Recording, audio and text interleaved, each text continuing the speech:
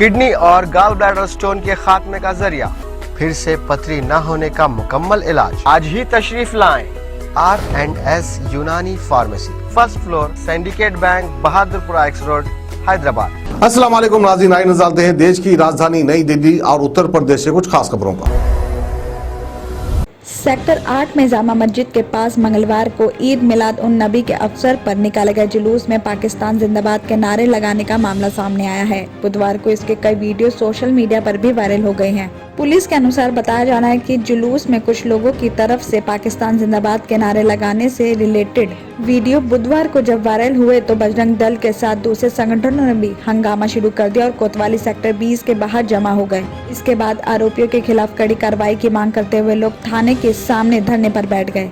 सुबह video viral होते ही commissionerate के तमाम अधिकारी से गलत बताते रहे, लेकिन पुलिस अधिकारी अपने लेवल पर जांच भी कर स्पेशलिस्ट से राय लेते रहे। दिन भर के मंथन और जांच के बाद देर शाम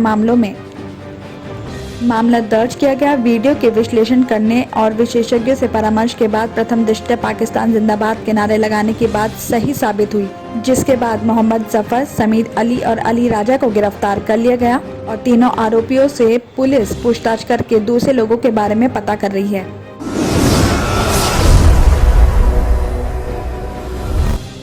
डेंगू का संक्रमण अब राजधानी में गंभीर हो गया है। ज्यादातर हॉस्पिटल्स में पेशेंट्स को बेड तक नहीं मिल पा रहा है, तो वहीं डॉक्टर्स का कहना है कि उत्तर प्रदेश, मध्य प्रदेश और राजस्थान की तरह दिल्ली में भी डेंगू का स्ट्रेन 2 पेशेंट्स में देखने को मिल रहा है, जिसे काफी घातक माना जाता है। इतना ही नहीं, एम्स से लेकर तमाम प्राइवेट हॉस्पिटल्स तक इन दिनों पेशेंट्स को बेड तक नहीं मिल पा रहे हैं। इसके पीछे कोरोना, पोस्ट कोविड और डेंगू तो है ही, साथ ही दूसरी बीमारियों से पीड़ित पेशेंट्स भी काफी संख्या में है, जिनका इलाज महामारी के चलते बीच में रुक गया था।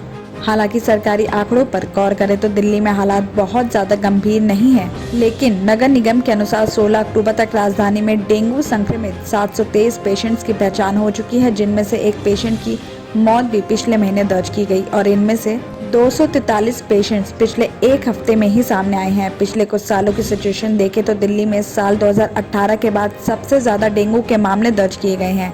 तो वहीं राजधानी के अलग अलग गवर्नमेंट हॉस्पिटल्स की पड़ताल की तो पता चला कि दिल्ली एम्स के इमरजेंसी डिपार्टमेंट में एक भी बेड खाली नहीं था। सफदरजंग हॉस्पिटल में वार्ड इस कदर भर चुके हैं कि बाहर जमीन पर पेशेंट्स को लिटाना पड़ रहा है। साथ ही रोहिणी के बाबा भीमराव अंबेडकर हॉस्पिटल में एक ही बेड पर 3-3 पेशेंट्स मिले हैं। साथ ही प्राइवेट हॉस्पिटल्स की बात करें तो वहाँ भी ज्यादातर बेड्स हाउसफुल चल रहे हैं।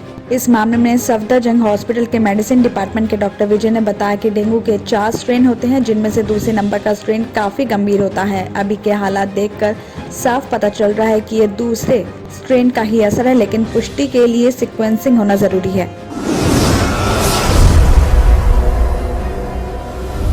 भारत ने 9 महीने में कोरोना वैक्सीनेशन के 100 करोड़ के आंकड़े को पार करके आज इतिहास रच दिया है। उपलब्धि के इस मौके पर देश भर में जश्न मनाया जा रहा है। राजधानी दिल्ली में भी इसे लेकर खुशी का माहौल है। गुरुवार को मुख्यमंत्री अरविंद केजरीवाल ने इस उपलब्धि के लिए बधाई दी है। उन्होंने ट्वीट करते हुए लिखा है कि 100 करोड़ वैक्सीन लगने पर सभी देशवासियों को बधाई। जिन डॉक्टर्स, नर्स और फ्रंटलाइन वर्कर्स की वजह से ये संभव हुआ है, उन्हें सलाम।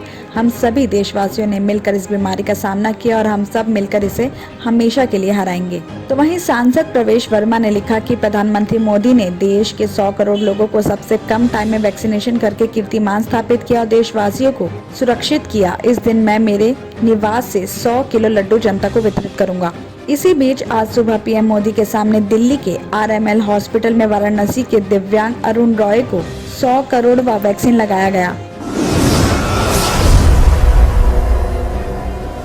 दिल्ली के गांधीनगर में एक नौकर ने मुंबई में फ्लैट खरीदकर मुंबईकर बनने के लिए पानी कारोबारी के 7 साल के बेटे को अगवा कर लिया। आरोपी की पहचान यूपी में रहने वाला मोनू बताई जा रही है, जो 5 से 6 दिन पहले ही कारोबारी ने मोनू को काम पर दोबारा रखा था और इससे पहले 1 महीने पहले ही आरोपी ने 8 से 9 दिन कारोबारी के यहाँ काम करके मासूम से नजदीकियां बढ़ा ली थी। दोबारा मासूम के कहने पर ही उसे काम पर रखा गया था।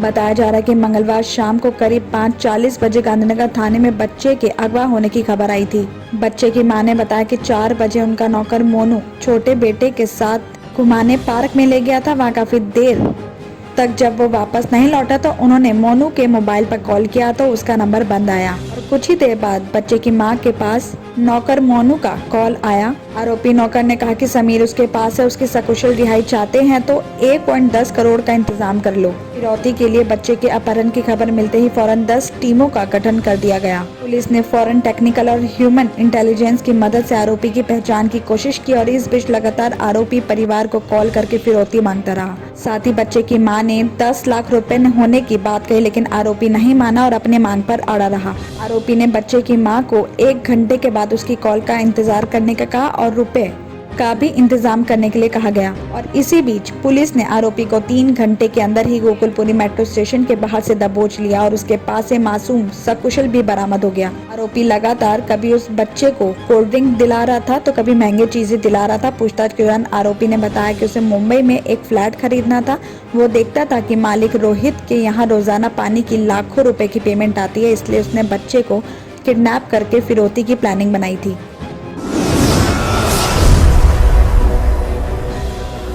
किडनी के अमराज से परेशान मायूस लोगों के लिए खुशखबरी। R&S यूनानी फार्मेसी किडनी और गॉल ब्लैडर स्टोन के खात्मे का जरिया। अब UNI स्टोन कैप्सूल्स के जरिए खात्मा कीजिए। No operation, no side effects, 100% result. सिर्फ UNI स्टोन कैप्सूल से मुस्तहिक लोगों के लिए खुसूसी रियायत। फिर से पथरी न होने का मुकम्मल इलाज। दर्द, कॉन्स्टिपेशन और पुराने कब्ज से निजात पाइए। आज ही तशरीफ लाएं। R&S यूनानी pharmacy, first floor, syndicate bank, Bahadurpura X road, Hyderabad. Contact 9703 939 436 9063 383760।